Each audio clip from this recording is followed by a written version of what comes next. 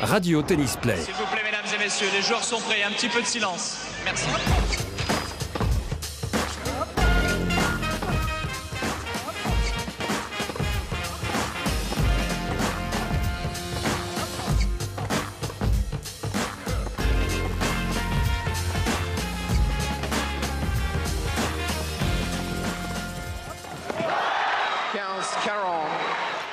Sa Majesté Roger Federer, de nouveau couronné aux Pays-Bas. Milos Raonic, le faux éclopé prince de Californie. Victoria Azarenka, nouvelle reine du désert à Doha. L'équipe de France de Coupe Davis qui se cherche un palais, à moins que ce ne soit une arène, pour accueillir l'Amérique du capitaine Jim Courier. L'actualité, une fois encore, n'a pas manqué cette semaine sur la planète tennis. Pour parler de tout ça et de bien d'autres choses, vous le verrez, j'ai à mes côtés quelqu'un qui jouait très bien en double, mais a su rester simple. Émilie Loy. Salut Émilie. Salut à tous. Quelle image t'a marqué cette semaine ? La victoire de Raonic après une soi-disant blessure et un pseudo-arrêt de 8 à 10 mois. On va y revenir. Il a une nouvelle fois passé son week-end au puce de vent Wettling-en-Cours afin d'y dénicher la Dunlop Max Ply de John McEnroe ou la bonne vieille Wilson T2000 de Jimmy Connors. Julien Pichenet est bien là. Hello Julien, pour toi, l'image de la semaine. Bonjour, l'image de la semaine, l'ennui qu'a dégagé la finale de Rotterdam entre Federer et Del Potro. Je sens que ça va, Véritable ennui. Animer les débats. Il aurait adoré commenter le Mahut Isner de plus de 11 heures, tant il est un stakhanoviste du micro, mais malheureusement, ce n'était pas sur sa chaîne. Il s'est bien rattrapé lors du dernier Open d'Australie où les matchs marathon n'ont pas manqué. Bertrand Milliard d'Eurosport est avec nous. Bonjour. Salut Bertrand. Salut. Une image cette semaine pour toi. Azarenka qui déroule un peu la Djokovic sur le circuit féminin. Notre invité de la semaine a sans doute exercé tous les métiers possibles dans le tennis, tant sa passion pour ce jeu est immense. Joueur évidemment, ancien numéro 1 français, entraîneur, agent, capitaine de Coupe Davis, directeur de tournoi, le dernier en date c'est l'ATP 250 de Montpellier, directeur technique national à 2 reprises, commentateur télé, radio, auteur, collectionneur de raquettes. Bon, je m'arrête là sinon je vais y passer l'émission. Patrice Dominguez, merci d'être là avec nous. Bonjour. Une image Patrice qui t'est marquée cette semaine. Oh, c'est pas une image parce que j'en ai vu très peu. J'étais à Budapest le week-end dernier, mais c'était tout ce qui passait en matière de tennis à la télé. Mais c'est Azarenka aussi.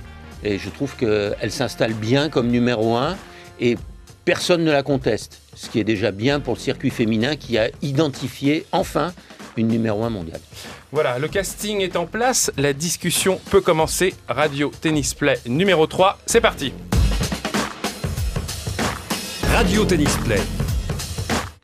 Avant de revenir un peu plus tard dans l'émission sur Roger Federer, un vainqueur de son premier titre de l'année à Rotterdam et dont on se demandera s'il n'est pas en train de devenir un joueur de petit tournoi, je mets des grosses guillemets évidemment sur petit tournoi, on va attaquer les autres moments forts de la semaine. Émilie, donc tu as souhaité aborder le cas Victoria Azarenka, gagnante à Doha ce dimanche et qui commence à régner sans partage sur le circuit WTA. Ne serions-nous pas en présence d'une Djokovic en jupette, même si elle joue en short en ce moment. Oui. Djokovic, c'est peut-être un petit peu trop tôt pour le dire, mais c'est vrai que je pense qu'on a trouvé une patronne sur le circuit féminin. Enfin, je pense que les gens vont pouvoir s'identifier à une joueuse. À mon avis, ça devrait durer longtemps. Si physiquement ça tient, bien évidemment, elle est au-dessus. Alors moi, je suis assez fan à la base de Kvitova. On a vu que l'Open d'Australie, Kvitova était un petit peu... pas dépassée, mais un petit peu en dessous. Et je trouve qu'Azarenka est très, très complète. Et je trouve que physiquement, c'est tout juste monstrueux. On a pu le voir avec Bertrand la semaine dernière. Elle déroule. Et ça paraît facile, surtout qu'elle gagne 1 et 2 en finale, en ayant un problème au pied. Bertrand, c'est ton avis aussi ?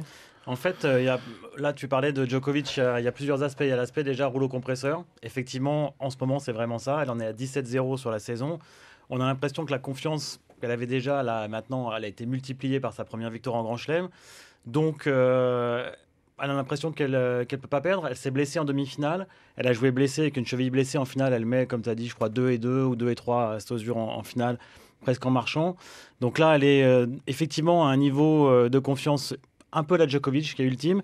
Et puis, autre comparaison avec lui, là peut-être un peu moins bonne celle-là, c'est le body language. Et c'est son côté un peu encore à s'écouter un petit peu sur le court. Ouais, mais notamment en demi-finale là, à Doha, quand je crois que son adversaire n'était pas très contente de la façon dont ça s'est passé. C'est-à-dire qu'elle se blesse, on ne voit pas vraiment la cheville se tordre. Et derrière... elle se fait poser un bandage. Surtout, elle a un body language elle a l'impression qu'elle a très très mal. Et puis après, pendant 2-3 points, elle joue quand même à 100%. Bon, Radwanska était effectivement pas très contente à la fin. La poignée de main était assez frileuse. En finale, elle avait l'air un peu touchée. Elle a pas trop montré quand même. Mais il y a un petit peu encore aussi des choses peut-être à améliorer dans le comportement sur le court. Patrice, après l'épisode Wozniacki, est-ce que tu as le sentiment que l'arrivée au sommet d'Azarenka est une bonne chose pour le tennis féminin ? Déjà, le qualificatif épisode, il est particulièrement approprié parce que ça a beaucoup desservi le tennis féminin. Même si on lui reconnaît certaines qualités, je ne pense pas que sur le plan de l'autorité, du charisme, des résultats, elle ait apporté grand-chose au tennis féminin, il faut bien le reconnaître. Encore moins qu'une Safina à l'époque qui avait été numéro 1 longtemps sans avoir gagné un grand chelem. Là, ce qui est extraordinaire, c'est qu'Azarenka, moi, je la suis depuis qu'elle est championne du monde junior. Et je me souviens très bien, elle avait joué Bartoli au championnat d'Australie alors qu'elle avait que 17 ans. Elle avait fait un formidable début de match, mais elle faisait des formidables débuts de match. Elle faisait des formidables débuts de tournoi. Et puis quand elle arrivait en demi-finale, elle coinçait, souvent, nerveusement. Elle était dépassée elle était submergée par ses émotions, elle tremblait, elle s'agaçait et son tennis se liquéfiait. Et là, cette victoire-là, elle y est allée jusqu'au bout. Et il y a eu 6 jeux en finale du championnat d'Australie, mais après 6-3, 6-0 contre Sharapova. Et depuis, c'est le boulevard. Et je pense que elle s'installe. Il va falloir aller la déloger, même si, comme le disait Émilie, Kvitova, c'est un jeu encore plus complet. Moi, je trouve qu'elle a quand même plus de tennis. Oui, mais il va falloir que nerveusement, elle assume tout ce qu'elle a fait depuis un an, et puis qu'elle aille la chercher maintenant. Parce que dans le tennis féminin, quand une joueuse s'installe numéro 1, il faut aller la chercher. Parce que la confiance, c'est ce qui fait tout. Et là, en ce moment, la confiance, elle est du côté d'Azarenka. Alors, le body language, les petits trucs. Le tennis féminin, c'est cruel. Et les filles détestent se faire bananer par les autres, et c'est ce qui leur arrive en ce moment. Julien, je sais qu'on parle de tennis féminin, mais ne t'endors pas. Justement, moi, j'ai l'impression qu'on est quand même encore très très loin de l'âge d'or du tennis féminin, et j'ai l'impression qu'il va rester définitivement derrière nous. C'est un peu une reconstruction. Ça peut prendre combien de temps Mais surtout, j'ai l'impression qu'Azarenka se plaît à cette place de numéro 1. Se plaît en tant que leader, chef de file. Kvitova, j'ai l'impression que ce statut de favorite l'ennuie un petit peu. J'ai l'impression qu'elle gère moins bien le fait d'être tout en haut. Et j'ai vraiment le sentiment qu'Azarenka, ça lui plaît. Donc, on a une patronne, on va peut-être avoir surtout un énorme duel dans les années à venir. C'est ça qui est bien. C'est ce qui manque, parce que depuis... on va la voir, là. C'est vraiment les deux qui vont dominer, a priori, le circuit. Une petite anecdote. Pendant Roland-Garros l'année dernière, l'équipe de France de foot a joué la Biélorussie. Et dans l'avion, Azarenka, qui avait perdu, rentrait chez elle. Et elle était assise à côté d'Arsène Wenger et Christian Jean-Pierre. Ils m'ont envoyé un SMS, moi j'étais en train de commenter à Roland-Garros, et on a échangé, ils m'ont dit, mais cette fille, elle est extraordinaire, elle est intelligente, elle est ambitieuse. Est-ce qu'elle a les moyens d'être numéro 1 ? Parce qu'elle pense qu'elle peut être numéro 1. Et nous, on l'a vu arriver quand même depuis quelques années, on se dit, même si elle n'est pas numéro 1, on ne peut jamais être sûr. En tout cas, elle n'en sera pas loin. Et tout ça. Mais ça veut dire que dans les rapports qu'elle a, dans la conduite aussi de sa carrière, dans le double mix qu'elle fait avec un Français, parce qu'on a un petit peu de place de numéro 1, nous, à faire valoir dans cette histoire, avec un petit Breton. Donc... Sam Sumik, pour ne pas le citer. Qui l'a laissé, qui ne l'a pas bridé non plus. Qui l'a laissé continuer comme ça, mais... progressivement, qu'il l'a peut-être guidée, conduite à se calmer un peu. Je trouve qu'aujourd'hui, elle ouvre une nouvelle ère. Serena, si elle est à 100%, elle est probablement encore plus forte. Mais combien de fois dans l'année, Serena est à 100%? Elle se retire tous les dimanches du tournoi suivant. C'est une intermittente du spectacle. Kvitova, d'ailleurs, s'est retirée à Dubaï parce qu'elle a une très forte fièvre. Elle a été conduite aux urgences hier et donc, malheureusement, il n'y aura pas de duel cette semaine à Dubaï. C'est une Azarenka. Voilà. Allez, on va clore le chapitre Azarenka pour passer dans quelques secondes à un sujet qui passionne Julien, c'est la Coupe Davis qui va peut-être se disputer à Nancy. Radio Tennis Play. Donc toi, le Nancéen, tu es déjà en extase, car ta ville natale serait sur les rangs pour accueillir le quart de finale de Coupe Davis France-États-Unis. Bon, on parle aussi de Nîmes, de Pau. Ce choix qui doit se faire très rapidement pose une nouvelle fois la question de la place de la Coupe Davis dans le calendrier. Faut-il, oui ou non, réformer cette épreuve ? On va aussi expliquer que cette année, le cas est un petit peu particulier avec les Jeux Olympiques, puisque d'habitude, les quarts de finale de la Coupe Davis se jouent à la mi-juillet. Là, ils vont se jouer début avril à cause des Jeux Olympiques. Donc on se retrouve avec un calendrier extrêmement compliqué et surtout les fédérations qui accueillent, qui doivent trouver des lieux très très rapidement. Est-ce que la Coupe Davis a toujours sa place dans le calendrier ? En tout cas, évidemment que la Coupe Davis a toujours sa place dans le calendrier, mais est-ce qu'elle a toujours sa place comme ça ? Émilie ? Moi, je suis pour. C'est Jim Courier, c'est ça, qui a dit une fois tous les 2 ans. Oui, moi, avec je trouve comme un championnat du monde pour revaloriser la compétition. Je trouve que c'est un peu beaucoup pour les joueurs, qui notamment terminent par le Masters. Là, en plus, on est dans une année olympique. Une fois tous les 2 ans, je trouve, pour alléger le calendrier, pour revaloriser la Coupe Davis, je trouverais ça pas mal. En revanche, j'ai quand même une interrogation là sur ce que tu viens de dire entre les arènes de Nîmes et Nancy. Il y a quelque chose qui m'intrigue, c'est que c'est complètement différent parce qu'à la fois on est sur de l'extérieur ou de l'intérieur, ce sont des conditions qui sont totalement différentes. Donc c'est un choix, une interrogation assez particulière parce que j'imagine qu'ils sont partis soit sur du indoor, c'est la pression du temps. C'est la pression du temps qui font qu'ils ne vont peut-être pas pouvoir forcément choisir ce qu'ils aimeraient choisir. Je suis d'accord, mais je veux dire, en termes de conditions, ce sont des conditions qui sont complètement opposées. Choisir. Oui, je ne suis pas sûr qu'ils soient 100% d'accord. Ils ne sont pas encore d'accord sur la surface. Ils ne savent pas s'ils vont jouer la terre battue ou un dur lent.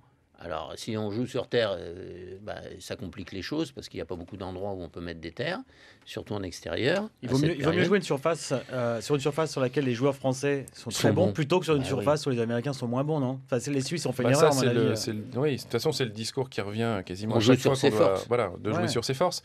Maintenant, quand même, les jouer dehors sur terre battue, on peut quand même se dire que c'est pas si mal. Alors, quand on regarde Gaël, c'est quand même le spécialiste de terre. Gaël, il est quand même assez incertain avec ses blessures, donc il peut très bien déclarer forfait. Après, on a Richard Gasquet, il est quand même pas super bouillant. Enfin, il y a Joe quand même qui est chef de file, qui paraît être le joueur le plus motivé pour jouer en Coupe Davis. C'est délicat, je trouve, de mettre Joe sur terre.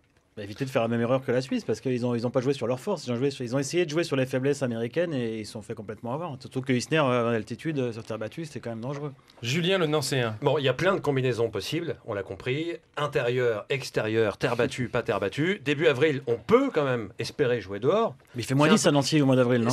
On ne jouera pas dehors à Nancy, ça c'est sûr. Et c'est un peu la période complexe parce qu'il peut faire 20 degrés, 25 degrés comme il peut faire 4 degrés. Ça sera le premier week-end d'avril. Donc effectivement à Nancy, si ça se fait à Nancy, ce sera évidemment en indoor. On peut faire de la terre battue indoor à Nancy, ce qui n'est pas le cas à Pau. Donc c'est pour ça que Nancy, pour l'instant, est peut-être en tête des villes candidates. À Nîmes, il y a des problèmes qui se posent d'ordre temporel.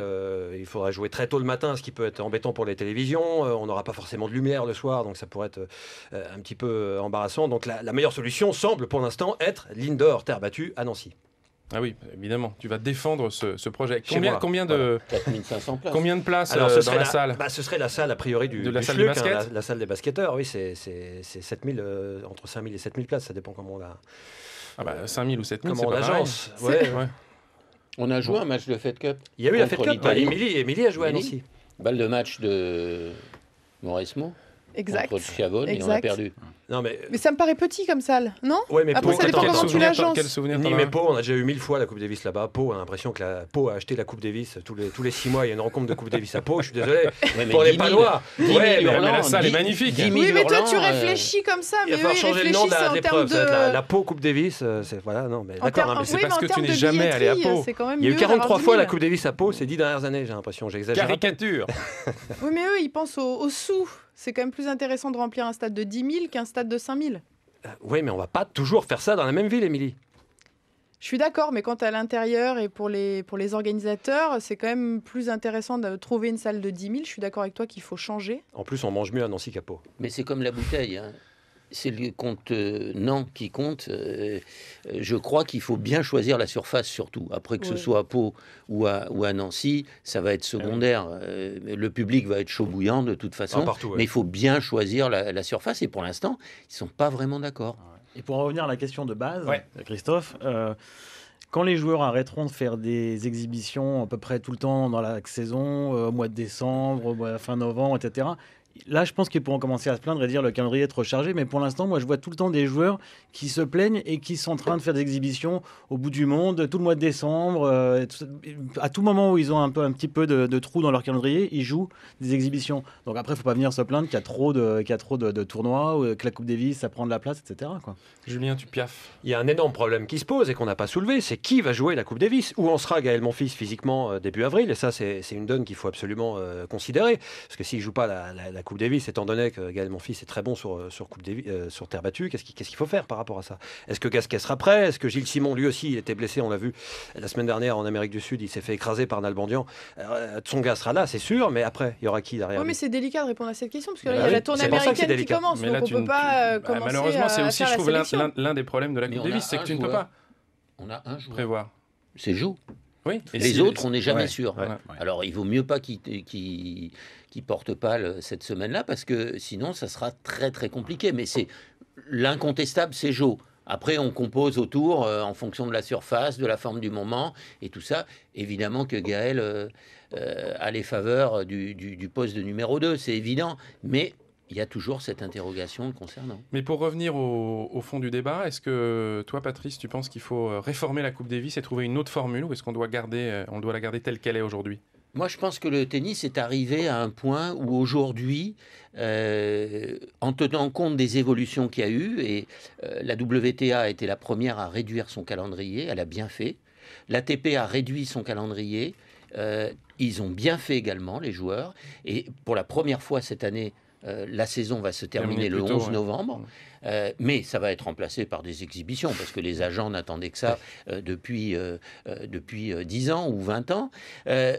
Moi, je suis en train de changer d'avis sur la Coupe Davis et je me rapprocherai de ce que dit Émilie, parce que justement, les arguments commencent à être bons sur le fait de regrouper peut-être pas les 8 meilleures équipes, parce que c'est très compliqué d'organiser sur un même site. Ça a été fait en Fed Cup. Hein. Oui, Ça et a là pas c'était une fonctionné. catastrophe. Ouais. Mais enfin, les filles des autres pays intéressent moins les Évidemment. spectateurs d'un pays dont l'équipe serait absente. Mais je pense que c'est en train de gagner les esprits, et en tout cas il faut réduire. 4 semaines, c'est trop compliqué. Et on le voit bien là. La faiblesse en année bissextile ou en année olympique, c'est qu'on n'est pas sorti du premier tour, qu'il faut déjà organiser le deuxième. Mais comment ça se programme, ça? En matière de télévision, de vente Mais de oui, c'est billets, pour ça que c'est de vraiment très spectacles, compliqué. c'est très compliqué. Donc il faut sûrement organiser les états généraux du tennis aujourd'hui, en mettant tout le monde autour de la table pour une fois, et redéfinir le calendrier d'une autre façon, surtout en début d'année. Julien, et on va conclure sur ce Ouais, sujet. je me demandais juste s'il fallait pas un jour se poser cette question extrême, terrible. Est-ce que la Coupe Davis a encore sa place? D'année en année, c'est quand même une épreuve qui perd de son prestige. Elle n'a jamais été aussi peu prestigieuse dans son histoire. Pas du tout d'accord avec non, ça. Non, mais ça n'a rien à voir Mais avec elle ce est que vitale. c'était jusqu'aux années 70. vitale. C'est- Je rappelle quand même que Nadal l'a joué chaque année, l'a gagné, Oui, mais- et tu as vu la joie qu'il a quand il gagne la balle de match contre Del Potro. Plonge-toi dans les archives et Oui, tu verras voilà. l'importance qu'avait cette épreuve jusqu'aux années 70. Ça n'avait rien à voir. C'était au-dessus de tous les grands chelems pour tous les joueurs. Oui, mais parce que les grands chelems n'étaient pas au niveau auquel ils sont parvenus, grâce à une entente entre eux. Mais il y avait des championnats, le championnat d'Australie, il y en avait très peu qui le jouaient, il y a des grands joueurs qui n'y sont jamais allés. Donc l'époque est différente. Mais je crois qu'aujourd'hui, pour 99 pays sur 100, en dehors de la France, parce que nous, notre héritage, il vient de la Coupe Davis, donc nous, on place la Coupe Davis au-dessus de tout. Même dans les écoles de tennis, on commence par le collectif avant de pratiquer l'individuel. Il faut d'ailleurs s'interroger pourquoi on gagne la Coupe Davis et pas les grands chelems. Nous, c'est notre culture. Mais pour les autres pays, pour les pays d'Afrique, pour les pays d'Asie, s'ils n'ont plus la Coupe Davis, ils n'ont plus les subsides. C'est comme si le tennis n'était plus au sport olympique. Ils n'auraient plus d'argent, le tennis ne se développerait pas. Donc c'est vital, mais je pense qu'il y a des réformes à faire. La première réforme, je vais vous la dire, c'est de supprimer les 5-7 dans les premiers tours, jusqu'à la finale probablement.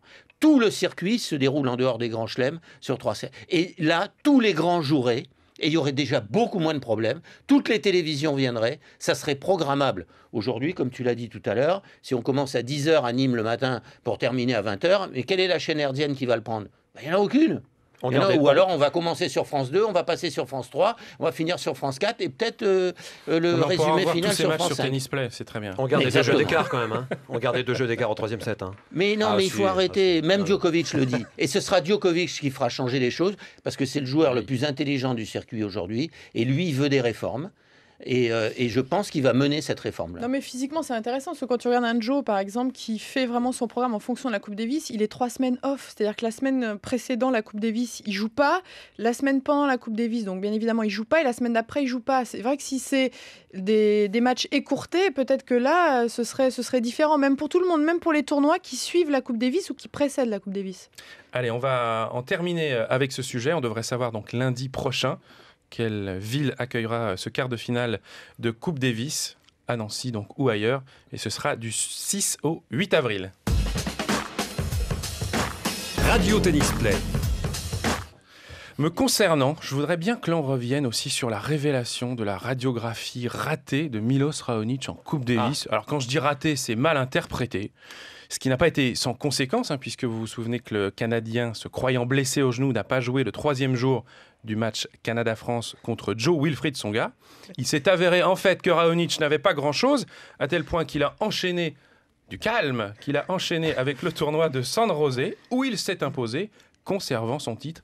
Mais qu'est-ce que c'est que cette histoire abracadabrantesque? C'est l'histoire la plus étrange de l'année 2012 pour l'instant et ça le restera sans doute jusqu'à la fin de l'année. On en a parlé tous les jours avec Émilie, on s'appelait même la nuit pour en parler. C'est un sujet qui nous a passionnés.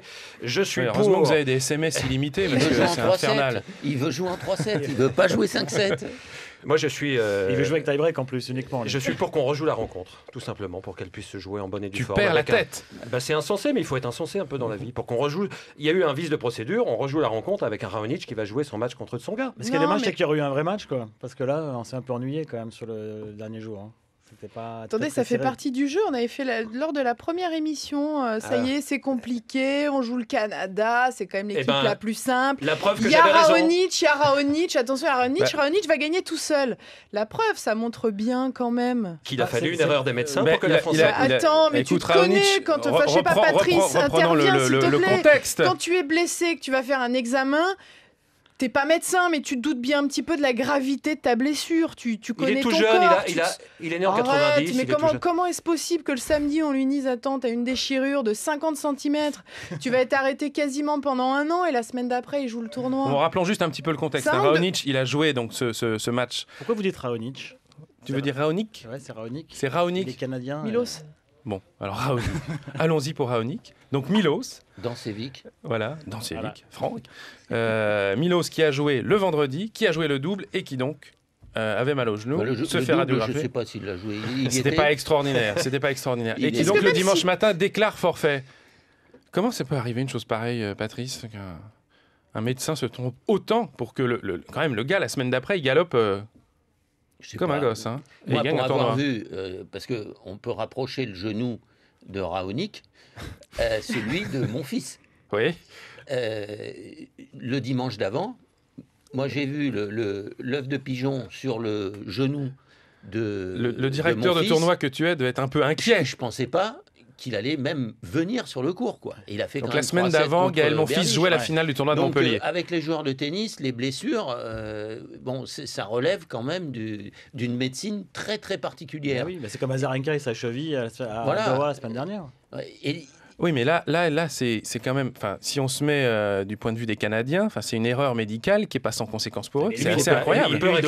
Il peut réclamer des dommages et intérêts, Raonic. Comment ça se passe? C'est quand même terrible ce qui lui est arrivé. Il faut rappeler que le DTN canadien est français, qu'il a œuvré Louis Borfiga à l'INSEP et que c'est peut-être attention, Patrice, à Raonic de ne pas jouer. C'est peut-être lui qui a lu justement le diagnostic. Il peut se passer des choses. Sujet sensible. La FFT est trop forte. Le médecin de Raonic l'introduit des éléments dans les équipes adverses. Raonic était en Espagne, il l'a appelé en Espagne. Je ne veux pas mettre de l'huile sur le feu et aborder un autre sujet avec ça, mais bon, c'est voilà. Non, mais Raonic, c'est quand même un joueur qui a été blessé très sérieusement l'année dernière. Il avait peut-être une douleur ce matin-là, qui s'est réveillé. Une inflammation tendineuse, ça peut aussi passer avec des anti-inflammatoires en 48 heures. Il a ensuite joué que le mercredi à San José. Après, bon, lui, il joue quand même dans l'axe. Hein. Il ne fait pas énormément d'efforts, Raonic, dans sa façon de jouer. Hein. Il sert des boulets, il va de temps en temps vers l'avant. Il a fait que les 2-7 en plus, je crois, San José. Il a fait que des 2-7 serrés. Mais avec des tie-break à chaque fois. Ouais. Donc, qu'est-ce qu'on fait? On rejoue le Canada-France ou pas alors? Écoute, comme déjà on a du mal à organiser la rencontre suivante, on ne va pas y arriver. Il faut le faire rapidement, juste avant le quart de finale contre les Ou sinon, on fait tout d'un coup. On fait tout d'un coup à Nancy. En une semaine. Allez, les Canadiens à Nancy. En tout cas, ce qui est sûr, c'est que ça nous a bien arrangé.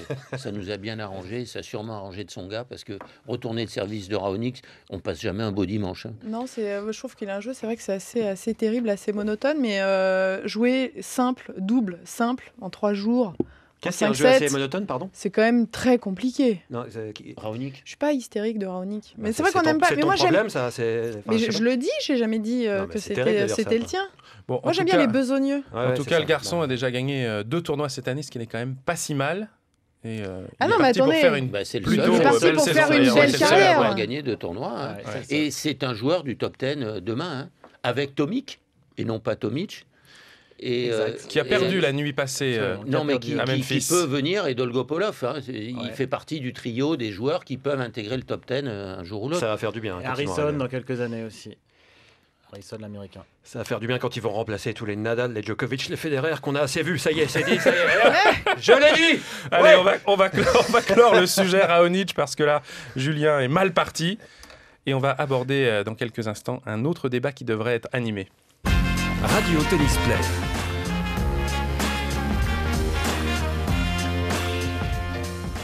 Vous écoutez Radio Tennis Play pour cette 3e émission. À mes côtés, Émilie Loy et Julien Pichenet de Tennis Play, justement, Bertrand Milliard d'Eurosport et notre invité Patrice Dominguez.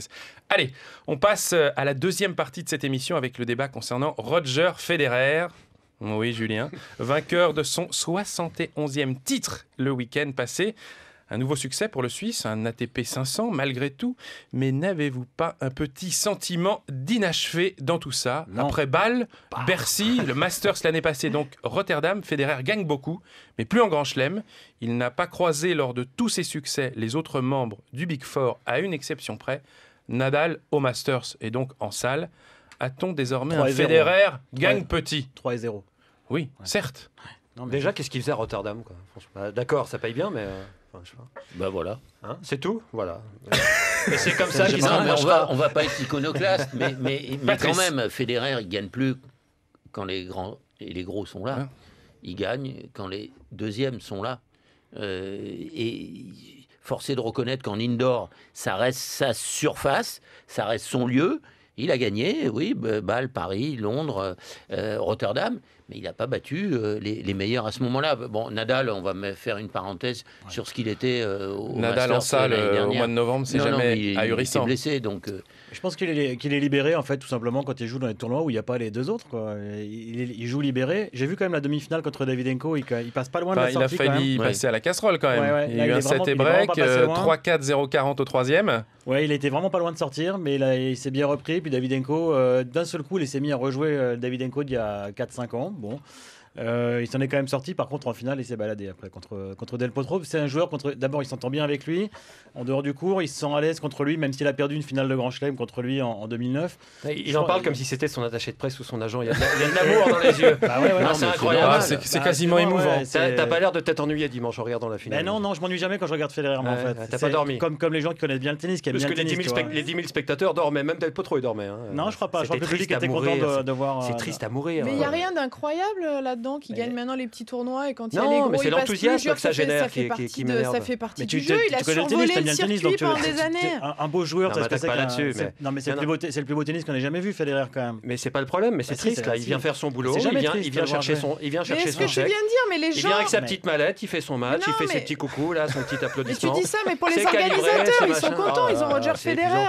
Pour les organisateurs. Ils amènent leurs enfants maintenant. Et ils viennent leur dire, viens voir ce joueur parce que t'es pas prêt, mon petit, d'en voir un autre avant peut-être 20 ans ou 30 ans. Il y a une modification du public qui va voir Federer. C'est pour ça d'ailleurs qu'il est rentable. Il est bankable, comme on dit aujourd'hui. Mais il y avait un silence de cathédrale dimanche. Oui, mais parce que les gens sont éberlués. Il y avait un silence de la moyenne d'âge avait l'air assez élevée à Rotterdam. T'es pas à Buenos Aires, t'es à Rotterdam. Attends, mais partout, mais même à Buenos Aires, Federer il pourrait endormir les 10 000 personnes parce que moi, il me fait penser à Jean Gabin en fin de carrière. Voilà, c'est le gars qui tourne qu'avec des mauvais cinéastes, qui veut pas se mettre en danger. Voilà, après le Pacha, il veut pas se mettre en danger en tournant avec d'autres grands acteurs que seraient à ce moment-là Nadal et Djokovic. Il éclabousse tout le monde avec son charisme, mais on s'ennuie. Revois les derniers Gabins, tu t'ennuies, mais tu dis il est formidable, il a du charisme. Techniquement, c'est parfait. Le gars, il arrive, tac tac, deux phrases, deux mimiques. C'est vrai que j'aurais jamais pensé comparer Federer à Gabin. C'est pas osé. J'ai cherché des comparaisons pendant des années. Mais c'est la même chose, c'est pareil. Mais c'est pense formidable, aux organisateurs de Rotterdam. À un moment donné, ils il a survolé les débats pendant des années. Maintenant, il a 2 joueurs qui lui passent devant. Ça fait partie du circuit, ça fait partie de la vie. Mais oui, ça fait partie de la vie, mais ne regardons pas ces tournois. Mais est-ce que par rapport à son statut, il fait une tournée d'adieu qui dure. Et il ne dit pas que c'est une tournée d'adieu. C'est là où il est très astucieux. Il dit c'est 1 million, donc vous me donnez $1 million versé d'avance, mais 3 000 spectateurs pour 4 matchs, 12 000 spectateurs à 50-60 €. C'est vite rentabilisé. Le directeur de tournoi en action. Non, mais voilà. Non, mais parce qu'on essaie tous de l'avoir. Il est allé à Stockholm l'année dernière, il n'était jamais allé. Il dit, mais c'est parce que Thomas Johansson me l'a demandé. C'est un vieux copain. D'accord, d'accord. Mais ça fait partie du jeu. Marseille a essayé de l'avoir cette semaine pour le 20e anniversaire. Ils n'y sont pas parvenus. Bon, parce qu'il ne peut pas jouer 2 semaines de suite. Il ne veut pas jouer 2 semaines de suite. Des petits tournois pour lui. Mais c'est quand même, on aime l'avoir, quoi. Parce que d'abord, on sait qu'il perd pas au premier ou au deuxième tour. Hein. Oui, c'est vrai. Lui, s'il vient, il a pas mal au genou. Hein. Ou alors, comme il est à 71 maintenant, on est d'accord, donc il lui en faut encore 39 pour battre le record et 6 pour battre McEnroe. Non, mais ça, Julien est tranquille avec son histoire du jeu là, et Connors reste il peut jouer que les 250, il peut jouer Umag par exemple, et puis comme ça va être pitoyable. Il va se rapprocher, mais non, ça sera un record de plus. Oui, mais bon, ce serait quand même un peu triste. Non, moi je trouve c'est de le voir jouer des petits tournois. Certes, les gagner, est-ce que ça ternit pas? Je veux pas dire que ça ternisse son image. Non. Mais bon. Non, c'est pas le combat de trop. Voilà. Il joue un tennis de rêve. Il joue un tennis de rêve. Mais vous allez voir que vous prendrez encore plus de plaisir quand il commencera à perdre au premier tour, au deuxième tour dans les grands chelems, quand il mettra 5h30 à battre Ivo Minard ou Édouard Roger Vasselin. On va se réconcilier là-dessus. Ivo Minard, il n'est jamais tableau en grand chelem. Mais tu verras, son prince, il a réussi à émouvoir en fin de carrière en 2001-2002 quand il a commencé à cravacher. Et c'est ça qui est beau dans les parcours, dans les corps en fin de carrière, dans les artistes en fin de carrière. Là-dessus, c'est quand on commence à décliner. McEnroe a été magnifique en 92. On a chialé toute l'année 92 en regardant McEnroe parce qu'il n'y avait rien de plus émouvant. Et j'aimerais bien que Federer ait aussi cette partie-là dans sa carrière, une partie où il a du mal. Il a du mal contre les 2 meilleurs déjà. Où il a du mal contre moi. Il y a un moment où il aura du mal contre des joueurs moins forts. Sa technique reste une merveille. Moi, j'encourage ceux qui ont les moyens et la possibilité d'acheter un billet et de se mettre dans l'axe du cours, au premier ou au deuxième rang. J'ai eu souvent ce privilège, c'est de le voir jouer. C'est quelque chose d'unique. Moi, je ne considère pas que c'est le plus grand joueur de l'histoire du tennis. Mais en matière de technique et de beauté, d'esthétique, de mouvement sur le terrain, ce qu'il fait est exceptionnel. Il est dans le domaine inaccessible par les autres. Il est inaccessible. Mais voilà, aujourd'hui, il n'est pas tout à fait comme il était il y a 3 ou 4 ans. Non, c'est normal, il est over the hill. La saison dernière contre Djoko, il fait quoi? Il perd. Ok, en Australie, il perd en 3-7, mais derrière, quand même, à Roland-Garros, il le bat, et à l'US, il a 2 balles de match au 5e. Donc c'est quand même pas. La marge, elle est quand même pas énorme entre les deux. Il joue les 2 plus beaux matchs de l'année. Mais finalement, on est d'accord, Bertrand. On trouve tous les deux que ça manque de fraîcheur et que c'est quand il gagne à Rotterdam, que ce sont des images qu'on a vues 50 fois. Il est d'accord avec moi. Ça... Mais c'est pas ça manque de fraîcheur dans le sens où c'est des images qu'on a tellement vues, il est tellement rabougri là. Oh là là, non. Je vais plus en parler. Tu sais que t'es pas sorti de l'auberge parce qu'il a annoncé qu'il allait peut-être jouer jusqu'à 36 ans comme André Agassi. Non mais tu devrais trouver extraordinaire qu'à bientôt 31 ans, il joue encore ce tennis-là surtout. Ce qui est quand même assez parce que Del Potro, il a 22 ans. Ce que je trouve extraordinaire, c'est que ça fait 15 ans qu'il est sur le circuit et que je suis toujours pas ému. Je comprends pas pourquoi. Voilà, ça me surprend. Non, mais de par son tennis, je veux dire, après que t'aimes pas le personnage, moi je suis pas hystérique du personnage, mais son tennis, c'est quand même remarquable. Toi, t'as été une ancienne joueuse, t'as une vision technicienne, ce qui est tout à fait normal du jeu. Moi, pour moi, le tennis c'est un art et un spectacle. Mais je suis désolée. C'est un art, mais si c'est un art ou un spectacle, c'est Federer. C'est un acteur médiocre, Federer, finalement. Je parle de tout ce qu'il y a autour, tout ce qui enveloppe le jeu en lui-même. Non, c'est l'art. Federer, c'est l'art. Oui, mais Nadal, c'est un bourrin, c'est un bûcheron. C'est la technique. Ce qui compte, c'est pas la même chose, mais c'est respectable. Mais c'est pas pareil. Federer, c'est musical. C'est la quoi. perfection Il mécanique. n'y a jamais de parasite pas dans le un style, geste. Il n'y a jamais de parasite. Il n'y a pas de parasite. Federer, C'est les parasites que Julien aime, justement. Toi, tu veux quoi, du Bashinger contre Ivo Minard, en fait, ça, de tennis Je que tu aimes veux 1000 McEnroe dans les 1000 premiers à l'ATP. Non, il veut un va Medina pas être Garrigues facile, qui jouerait par un effet du hasard contre un Berasategui, un truc improbable. Improbable. Deux Espagnols qui font des Non, ronds. mais font du évidemment coup, qu'il est formidable. Un et homme, tout une ça. femme. Je vais quand même rectifier, évidemment qu'il est formidable, que c'est Oh, tu c'est retournes ta extraordinaire. veste. Mais ce serait bien qu'il y ait quelques surprises, voilà, c'est tout. Alors il y est pour rien, le pauvre, il gagne ce qu'il peut. Il gagne Que Del Potro fasse mieux. Parce que moi, je l'ai donné, Del Potro. J'ai pensé que enfin il allait regagner un tournoi. Moi aussi, je pensais qu'il allait gagner la finale. Et il s'était baladé toute la semaine. Ouais. Je me suis dit, il a quand même, dans un coin de sa tête, le fait d'avoir battu Federer. Et il a pris une rousse terrible. J'ai pas vu le match, mais d'après ce que vous racontez. Mais Sur le ça m'a deuxième set, étonné. c'était plus serré. Ça Il m'a y a eu étonné. 7 balles, 0 sur 7 sur les balles de break Del Potro, donc voilà. Mais Bon, de toute façon, on va être dormait, fi- on n'a va pas vu. on va être fixé assez rapidement parce qu'a priori, tout le monde est à Dubaï. Sauf la semaine Nadal. prochaine, sauf Ouais. Nadal. Donc on verra si tous ces messieurs se croisent sur le court. On va clore le sujet Roger Federer qui était animé pour passer à la fin de l'émission. Radio Tennis Play.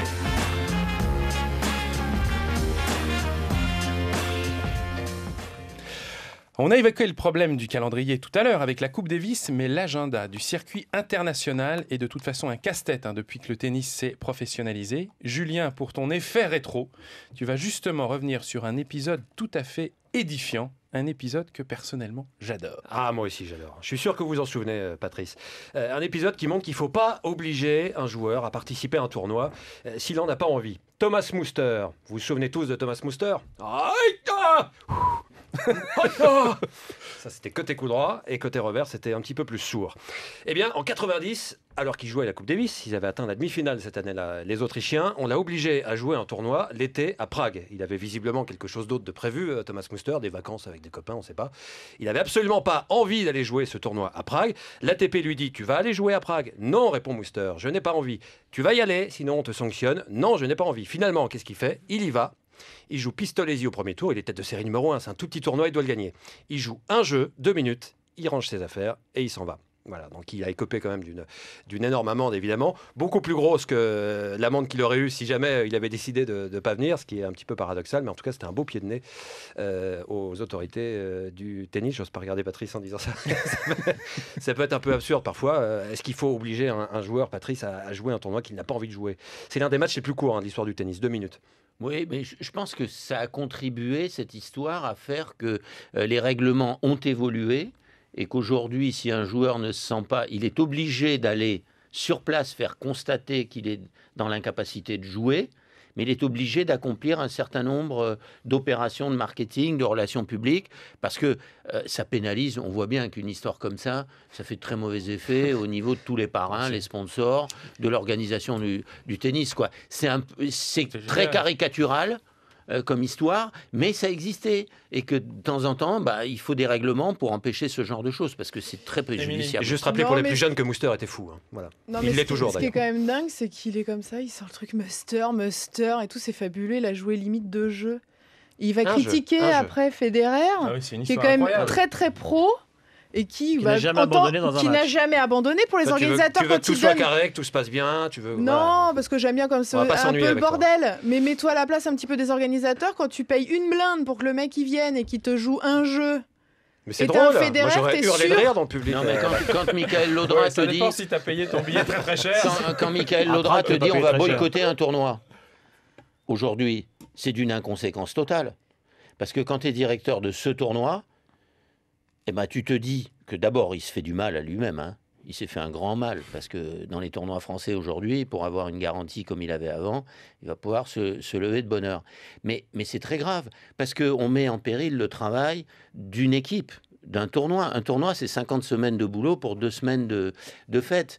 Mais c'est un gros budget. C'est 500, 600 personnes qui travaillent le week-end. Et quand il y a un joueur qui vient et qui se comporte comme ça, ça fait du mal à l'équipe et on a du mal à justifier pourquoi on fait autant d'efforts et on dépense autant d'argent quand on a l'argent des collectivités, l'argent des sponsors, tout ça. Donc il y a une notion de Patrice a responsabilité. vissé sa casquette de directeur de tournoi. Non, Non, mais il a raison. de responsable.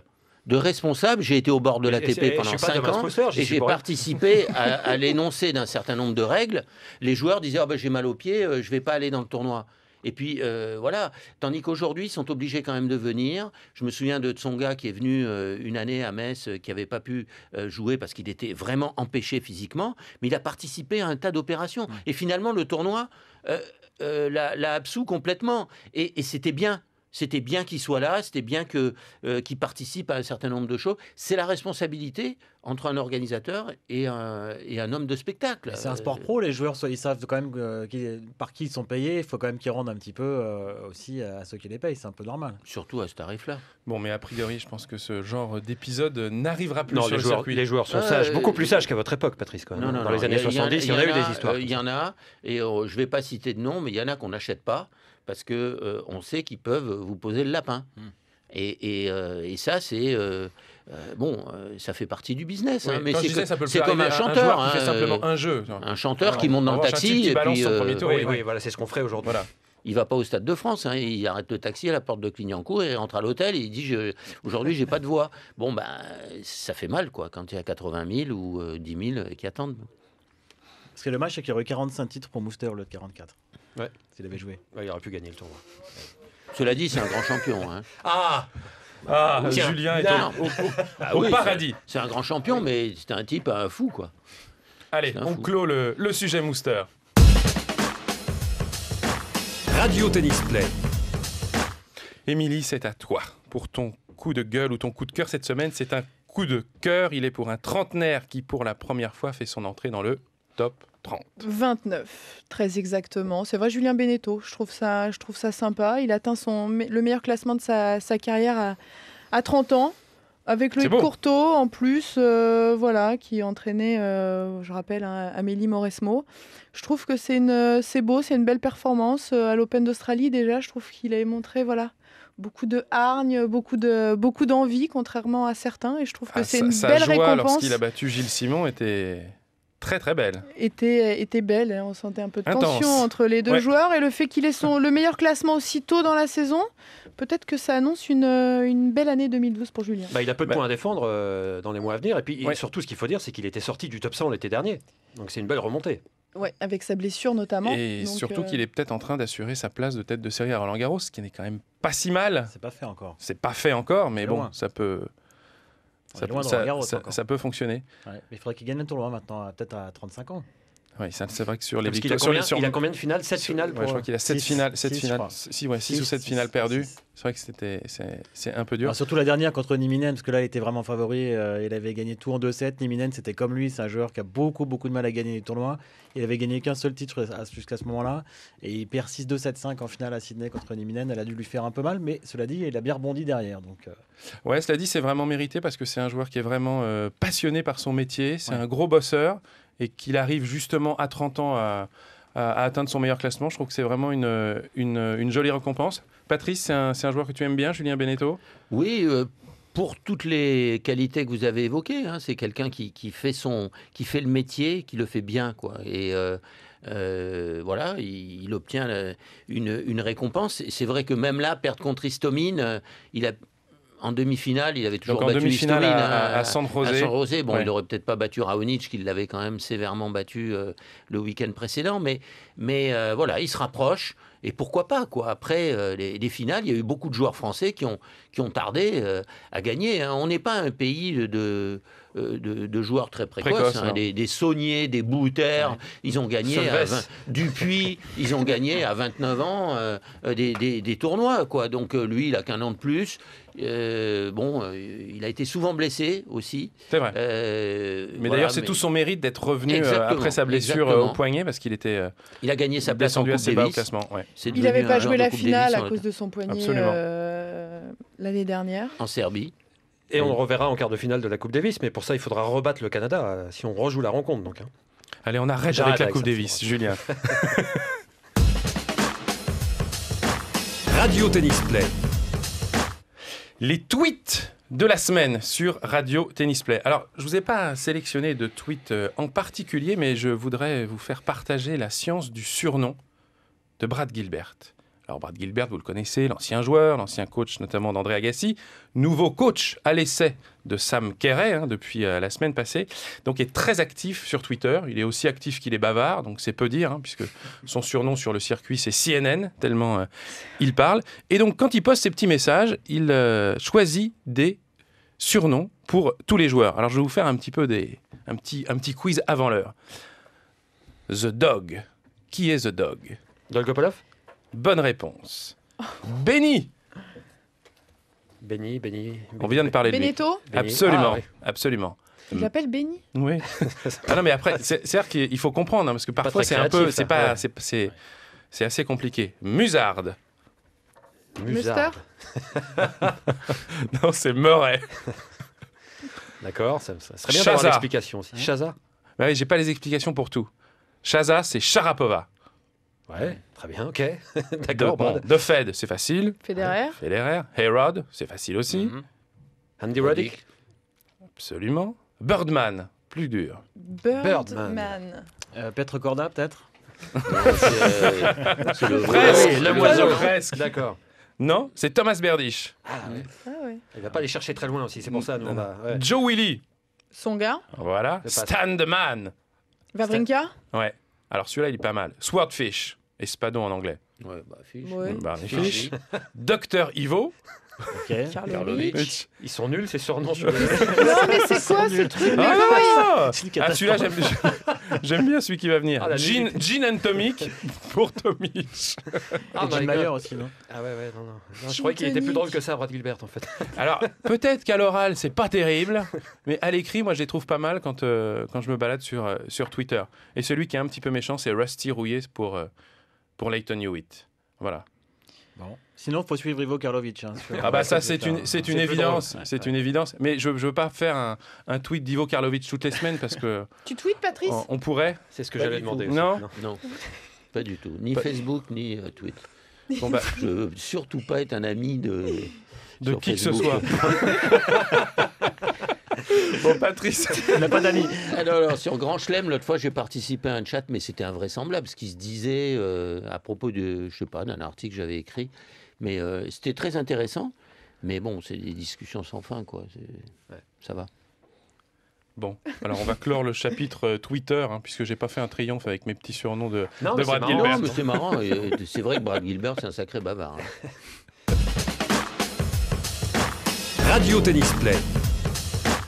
Allez, comme il est de coutume, désormais, on termine ce programme avec le quiz, Ah, comme j'ai eu vous. peur. J'ai cru que le c'était savais. les tweets, les quiz. Non, l'Open 13 de Marseille bat son plein depuis lundi, un tournoi qui fête sa 20e édition. Je vais tester votre mémoire Bon, bah, moi, je sur m'en vais. l'histoire de ce Salut. tournoi. Ne bouge bon, pas, c'est pas Émilie. Ouais, t'es Quels pas né. sont les joueurs qui ont été les plus titrés au Palais des Sports de Marseille? Marc Rosset.